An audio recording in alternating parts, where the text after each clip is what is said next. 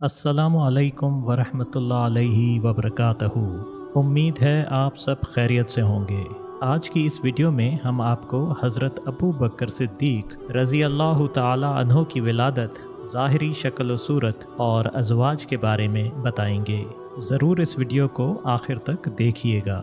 हज़रत अबू बकर सिद्दीक़ रज़ी अल्लाह ताला अन्हु की विलादत के बारे में उल्मा इस बात पर इत्तफ़ाक़ करते हैं कि अम्मुल फ़ील साल के बाद हुई। अम्मुल फ़ील उस साल को कहते हैं जिसमें अबराहा अपनी फ़ौज के साथ मक्का मुकर्रमा पर हमला आवर हुआ था। इसका मतलब ये हुआ कि अबू बकर सिद्दीक़ रज़ी अल्लाह ताला अन्हु हुज़ूर अक़दस सल्लल्लाहु अलैहि वसल्लम से उम्र में छोटे थे और हज़रत अबू बकर रज़ी अल्लाह ताला अन्हु की सही तारीख़ पैदाइश पर उलमा मुत्तफ़िक नहीं हैं। बाज़ उलमाए कराम का कहना है कि उनकी पैदाइश अम्मुल फ़ील साल के 3 साल बाद हुई। बाज़ का कहना है कि अम्मुल फ़ील साल के 2 साल और 6 महीने बाद हुई और बाकी उलमा इस बात पर मुत्तफ़िक हैं कि उनकी विलादत अम्मुल फ़ील साल के 2 साल और कुछ महीनों के बाद हुई। उनकी विलादत और परवरिश आला नस्ब ख़ानदान में हुई और इनकी तरबियत बहुत मौदबाना तरीके से की गई। कम उम्री से ही हज़रत अबू बकर सिद्दीक़ रज़ी अल्लाह ताला अन्हु अपने कबीले के लोगों में मोहतरम और बावकार जाने जाते थे। उनकी ज़ाहिरी सूरत की बात करते हैं। उनका रंग गोरा था और वो दुबले पतले थे। कुछ मौरख़ीन लिखते हैं कि सफ़ेद रंग के साथ गंदमी भी मिला हुआ था। उनकी दाढ़ी मुबारक उनके रुखसार पर ज़्यादा लंबी नहीं थी। उनकी पुश्त थोड़ी आगे की तरफ झुकी हुई थी। दुबले पतले होने की वजह से उनकी तहबंद एक जगह न रहती थी और वो अपनी तहबंद कमर के थोड़े निचले हिस्से पर पहनते थे। उनका चेहरा मुबारक पतला था और पेशानी खुंदा थी। उनके चेहरे पर गहरे खानाई चशम थे और इनकी पिंडलियाँ पतली थीं और इनकी रान मुबारक ताकतवर मगर पतली थीं। जब आपके बाल सफ़ेद हो गए तो आप रज़ी अल्लाह ताला अन्हा इन्हें मेहंदी या कतम से रंग करते थे। कतम मेहंदी की तरह एक जड़ी बूटी है जो बालों को रंग करने के लिए इस्तेमाल की जाती है। हज़रत अबू बकर सिद्दीक़ रज़ी अल्लाह ताला अन्हो के ख़ानदान की बात करते हैं। आपके वालिद माजिद हज़रत उस्मान रज़ी अल्लाह ताला अन्हा इब्ने आमिर इब्ने अमर थे जो अबू कुहफ़ा रज़ी अल्लाह ताला अन्हो के लक़ब से मशहूर हुए। हज़रत अबू कुहफ़ा रज़ी अल्लाह ताला अन्हा फ़तह मक्का के रोज़ इस्लाम लाए और इस वक्त तक वो बहुत ज़ईफ़ हो चुके थे। हज़रत सैयदना अबू बकर सिद्दीक़ रज़ी अल्लाह ताला अन्हो अपने वालिद की इस्लाम कबूल करने की ख़बर देने के लिए ख़ुद अपने वालिद को हुज़ूर सल्लल्लाहु अलैहि वसल्लम की खिदमत में लेकर हाज़िर हुए। हुज़ूर सल्लल्लाहु अलैहि वसल्लम ने जब आपको देखा तो फरमाया, ए अबू बकर, आप इन्हें वहीं रहने देते जहाँ वो थे, मैं ख़ुद वहाँ चला जाता। अबू बकर सिद्दीक़ रज़ी अल्लाह ताला अन्हो ने अर्ज़ किया, या रसूल अल्लाह सल्लल्लाहु अलैहि वसल्लम, इनका ज़्यादा फ़र्ज़ है कि ये आपके पास आएँ। इस रिवायत से वाज़े हो जाता है कि बड़ों का एहतराम करना सुन्नत नबी है। एक और मौके पर हुज़ूर सल्लल्लाहु अलैहि वसल्लम ने इरशाद फरमाया, जो बड़ों का एहतराम नहीं करता और बच्चों से शफ़क़त नहीं करता वो हम में से नहीं। फिर अबू कुहफ़ा रज़ी अल्लाह ताला अन्हो ने दायराए इस्लाम में दाखिल होने का ऐलान कर दिया और रसूल अल्लाह सल्लल्लाहु अलैहि वसल्लम से बैत हो गए। हुज़ूर सल्लल्लाहु अलैहि वसल्लम ने हज़रत अबू बकर सिद्दीक़ रज़ी अल्लाह ताला अन्हो को उनके वालिद के इस्लाम कबूल करने की मुबारक दी और फरमाया, इनके यानी हज़रत अबू कुहफ़ा रज़ी अल्लाह ताला अन्हो के बालों का रंग तब्दील कर दीजिए। इस वक्त हज़रत अबू कुहफ़ा रज़ी अल्लाह ताला अन्हो के बालों को थुकामा से तशबीह दी जाती थी। थुकामा एक सफ़ेद पौधे को कहते हैं जो उस वक्त अरब में ख़ास तरह के सफ़ेद बालों को तशबीह देने के लिए इस्तेमाल किया जाता था। हज़रत अबू बकर सिद्दीक़ रज़ी अल्लाह ताला अन्हो की वालिदा माजिदा का पूरा नाम हज़रत सलमा बिनते सख़र इब्ने अमर इब्ने काब इब्ने साद इब्ने तीम है और उनकी कुनियत उम्मे खैर थी। इन्होंने हुज़ूर अक़दस सल्लल्लाहु अलैहि वसल्लम की दावत के इब्तदाई सालों में इस्लाम कबूल किया। अब हज़रत अबू बकर सिद्दीक़ रज़ी अल्लाह ताला अन्हो की अज़वाज की बात करते हैं। آپ کی 4 ازواج تھیں، جن سے آپ رضی اللہ تعالی عنہ کی 6 اولادیں ہوئیں، 3 بیٹے اور 3 بیٹیاں۔ آپ رضی اللہ تعالی عنہ کی پہلی زوجہ قتیلہ بنت عبد العزیٰ ابن اسعد ابن جابر ابن مالک تھیں۔ قتیلہ کے اسلام قبول کرنے کے بارے میں علماء کرام کا اختلاف ہے۔ اختلاف کی خاص وجہ یہ ہے کہ حضرت ابو بکر صدیق رضی اللہ تعالی عنہ نے انہیں اسلام کے بالکل ابتدائی دور میں طلاق دے دی تھی۔ قتیلہ ابو بکر صدیق رضی اللہ تعالی عنہ کے 2 بچوں عبداللہ رضی اللہ تعالی عنہ اور اسما رضی اللہ تعالی عنہ کی والدہ تھیں۔ انہوں نے مدینہ منورہ ہجرت نہیں کی، لیکن وہ اپنی بیٹی اسما رضی اللہ تعالی عنہ سے ملاقات کرنے کے لیے کچھ تحفے، بالائی اور کھانا بنانے کی چربی لے کر مدینہ منورہ گئیں۔ حضرت اسما رضی اللہ تعالی عنہ نے نہ صرف ان سے تحفے قبول کرنے سے انکار کر دیا، بلکہ انہیں گھر میں داخل ہونے سے بھی منع کر دیا۔ ایسا کر کے حضرت اسما رضی اللہ تعالی عنہ پریشان تھیں، کیونکہ ایک طرف وہ مسلمان تھیں اور ان کی والدہ مشرک، اور دوسری طرف ان کی والدہ نے انہیں پیدا کیا اور بہت محبت اور شفقت کے ساتھ ان کی پرورش کی تھی۔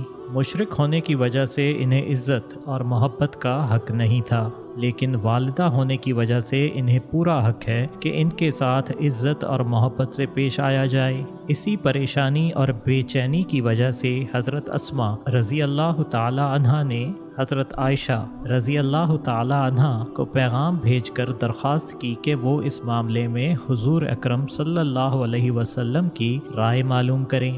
حضور صلی اللہ علیہ وسلم نے فرمایا، جس کا مفہوم ہے گھر میں داخل ہونے کی اجازت دینی چاہیے اور تحفے بھی قبول کرنے چاہیے۔ اور اسی موقع پر اللہ تعالیٰ نے سورہ ممتحنہ کی آیت نمبر 8 نازل فرمائی، اللہ تمہیں اس بات سے منع نہیں فرماتا کہ جن لوگوں نے تم سے دین کے بارے میں جنگ نہیں کی اور نہ ہی تمہیں تمہارے گھروں سے نکالا کہ تم ان سے بھلائی کا سلوک کرو اور ان سے عدل اور انصاف کا برتاؤ کرو۔ بے شک اللہ عدل و انصاف کرنے والوں کو پسند فرماتا ہے۔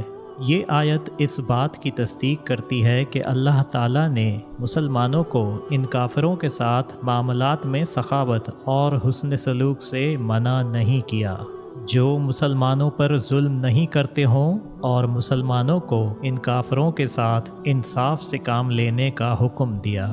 قرآن شریف میں ارشاد باری تعالیٰ ہے، بے شک اللہ انصاف کرنے والوں کو پسند کرتا ہے۔ حضرت ابو بکر صدیق رضی اللہ تعالی عنہ کی دوسری زوجہ کا نام ام رومان بنت عامر ابن اویمار تھا۔ ام رومان کا تعلق بنو کنانہ ابن خزیمہ قبیلے سے تھا۔ مکہ میں ان کے پہلے شوہر حارث ابن سخبرہ کے انتقال کے بعد حضرت ابو بکر صدیق رضی اللہ تعالی عنہ سے ان کا نکاح ہوا۔ آپ اسلام کے شروعاتی دور میں مسلمان ہوئیں اور حضور اقدس صلی اللہ علیہ وسلم سے بیعت ہوئیں۔ انہوں نے حضرت عائشہ رضی اللہ تعالی عنہ، عبداللہ رضی اللہ تعالی عنہ اور اسما رضی اللہ تعالی عنہ کے ساتھ مدینہ منورہ ہجرت کی۔ ام رومان سے حضرت ابو بکر صدیق رضی اللہ تعالی عنہ کی 2 اولادیں تھیں، عبد الرحمن رضی اللہ تعالی عنہ اور حضرت عائشہ رضی اللہ تعالی عنہ۔ ان کا انتقال 6 ہجری مدینہ منورہ میں ہوا۔ حضرت ابو بکر صدیق رضی اللہ تعالی عنہ کی تیسری زوجہ کا نام اسما بنت امیس ابن مبد ابن حارث رضی اللہ تعالی عنہ تھا۔ ان کی کنیت ام عبداللہ ان کے پہلے شوہر سے ایک بیٹے عبداللہ کی وجہ سے ہوئی۔ حضرت اسما رضی اللہ تعالی عنہ ہجرت کے احکامات آنے کے بعد جلد ہجرت کرنے والے لوگوں میں شامل تھیں۔ انہوں نے حضور اقدس صلی اللہ علیہ وسلم کی دعوت کے ابتدائی دور اور حضرت ارقام رضی اللہ تعالی عنہ کے حجرے کو مسلمانوں کی ملاقات کی خفیہ جگہ بنانے سے پہلے اسلام قبول کیا۔ آپ رضی اللہ تعالی عنہ حضور اکرم صلی اللہ علیہ وسلم سے بیعت ہوئیں۔ حضرت اسما رضی اللہ تعالی عنہ اور ان کے شوہر حضرت جعفر ابن ابو طالب رضی اللہ تعالی عنہ نے قریش کے ظلم و ستم کی وجہ سے ابیسینہ ہجرت کی हुजूर अक़दस सल्लल्लाहु अलैहि वसल्लम के कहने की वजह से हज़रत अस्मा रज़ी अल्लाह ताला अन्हा और इनके शौहर कई सालों तक अबीसीना में रहे। खैबर की फ़तह से पहले रसूल सल्लल्लाहु अलैहि वसल्लम ने इन्हें और इनके शौहर को वापस आने का पैगाम भेजा, तो हज़रत अस्मा रज़ी अल्लाह ताला अन्हा और उनके शौहर हज़रत जाफ़र रज़ी अल्लाह ताला अन्हो ने दोबारा अबू सीना से मदीना मुनव्वरा हिजरत फरमाई। हज़रत जाफ़र रज़ी अल्लाह ताला अन्हो के इंतकाल के बाद आप रज़ी अल्लाह ताला अन्हा का निकाह हज़रत अबू बकर सिद्दीक़ रज़ी अल्लाह ताला अन्हो से हुआ और इनसे हज़रत अबू बकर सिद्दीक़ के घर हज़रत मोहम्मद बिन अबू बकर रज़ी अल्लाह ताला अन्हो पैदा हुए। हज़रत अस्मा रज़ी अल्लाह ताला अन्हा ने सुन्नत नबी सल्लल्लाहु अलैहि वसल्लम के तहफ़्फ़ुज़ में अहम किरदार अदा किया। आप रज़ी अल्लाह ताला अन्हा ने हदीस नबी सल्लल्लाहु अलैहि वसल्लम हिफ्ज़ की और दूसरों तक पहुँचाईं। जिन सहाबी रसूल ने हज़रत अस्मा रज़ी अल्लाह ताला अन्हा से हदीस शरीफ की रिवायात नकल की हैं, उनमें हज़रत उमर रज़ी अल्लाह ताला अन्हो, हज़रत अबू मूसा रज़ी अल्लाह ताला अन्हु, हज़रत अब्दुल्ला बिन अब्बास रज़ी अल्लाह ताला अन्हु और उम्मे फ़ज़ल रज़ी अल्लाह ताला अन्हा हज़रत अब्बास रज़ी अल्लाह ताला अन्हु की ज़ौजा शामिल हैं। हज़रत अस्मा रज़ी अल्लाह ताला अन्हा इस बात पर फ़ख्र करती थीं कि उनके खाविंद का ताल्लुक़ मुअज़्ज़ज़ ख़ानदान से था, जिनमें हज़रत मोहम्मद सल्लल्लाहु अलैहि वसल्लम, हज़रत हमज़ा रज़ी अल्लाह ताला अन्हु और हज़रत अब्बास रज़ी अल्लाह ताला अन्हु शामिल थे। हज़रत अबू बकर सिद्दीक़ रज़ी अल्लाह ताला अन्हु की चौथी ज़ौजा का नाम हबीबा बिन्त खरीजा इब्न ज़ैद इब्न अबू ज़ुहैर था। ये अंसार के कबीले कज़राज से ताल्लुक़ रखती थीं। हज़रत अबू बकर सिद्दीक़ रज़ी अल्लाह ताला अन्हु की वफ़ात के थोड़े अरसे बाद इनके यहाँ बेटी की विलादत हुई, जिनका नाम उम्मे कुलसूम रखा गया। हज़रत अबू बकर सिद्दीक़ रज़ी अल्लाह ताला अन्हु हज़रत हबीबा रज़ी अल्लाह ताला अन्हा के साथ मदीना मुनव्वरा के इलाके सुन में रहते थे। सुन में खज़रे कबीले के बन्नू हारिस कौम आबाद थी। किसी ने हज़रत अबू बकर सिद्दीक़ रज़ी अल्लाह ताला अन्हु के बारे में क्या खूब कहा है, अस्हाब मुस्तफ़ा में आला मकाम किसका, बाद अज़ नबी अकरम अव्वल नाम है किसका, किसकी ये सानी असनैन की सदा है, कुरान उठा कर देखो आया पयाम किसका। हज़रत सैयदना अबू बकर सिद्दीक़ रज़ी अल्लाह ताला अन्हु इसी के साथ इस वीडियो का इख्तिताम करते हैं।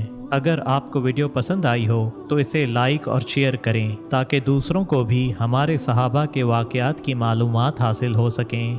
मुस्तक़बिल में मज़ीद अस्हाब रसूल सल्लल्लाहु अलैहि वसल्लम की सीरत जानने के लिए हमारा चैनल सब्सक्राइब करें। शुक्रिया।